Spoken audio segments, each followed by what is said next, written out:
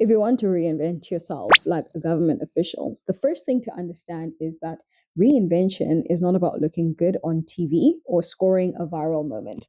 It's about reading the system that you are in, understanding its incentives, and knowing what levers you can pull, and then repositioning yourself so that you are indispensable or at least untouchable. Look at the United States. Politicians there reinvent constantly. One year, you're a state legislator championing local infrastructure. The next, you are the face of national reform effort. And suddenly, your voting record is recast to highlight what fits your current image. Reinvention is strategic, it's narrative, and it's also performance, but it must also have substance. Otherwise, the media will eat you alive. Think Mitt Romney in 2012. He went from moderate governor to conservative savior, trying to appeal to a new audience, and the attempt itself became a case study in the limits of reinvention without authenticity. Russia is different. Reinvention there is about survival first. President Vladimir Putin's rise wasn't just a story of political skill, it was about understanding the internal networks, the security services, oligarch influence, and bureaucratic loyalty. Reinvention is less about public perception there and more about reading power structures and shifting alliances. Government officials in Russia often survive or thrive by quietly changing their role, their patronage, or even their loyalty narrative. In the EU, reinvention takes form of technocratic branding. Politicians like Christine Lagarde or Ursula von der Leyen reinvent themselves by moving between national and European institutions, emphasizing competence over ideology and creating a portfolio of successes that can outlast political storms in individual member states. It's the art of making yourself the solution to multiple crises simultaneously. In South Africa, a reinvention has a local flavor. It's about pivoting between party loyalty, public sentiment, and economic influence. Officials will rebrand from unionists to technocrats, from local government officials to national thought leaders, sometimes within a single electoral cycle. Pressure is high because citizens are constantly measuring both corruption and competence. Reinvention here often involves adopting a public persona that signals reform while quietly maintaining networks that keep the wheels of government turning.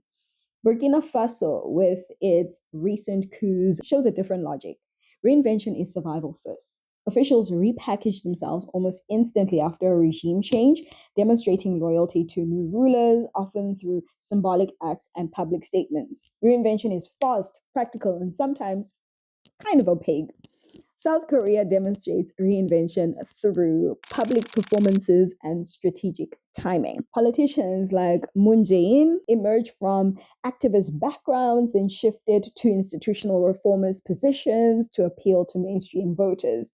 Reinvention is about translating credibility in one domain, such as maybe law, activism, and civil service, into political authority in another.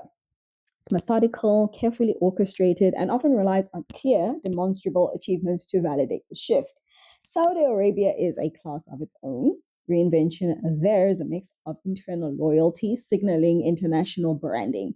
Officials reinvent themselves by aligning with new priorities, maybe economic diversification, Vision 2030, or global partnerships, while never stepping outside the boundaries of the royal court's expectations, of course.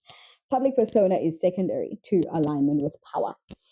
Across all of these contexts, there are common threads. First, reinvention requires situational awareness. You cannot reinvent yourself without understanding the political culture, the incentives, and the networks that govern your success. Second, reinvention is both internal and external. It's about changing your actual approach to work, decisions, and alliances, and simultaneously managing how others perceive you.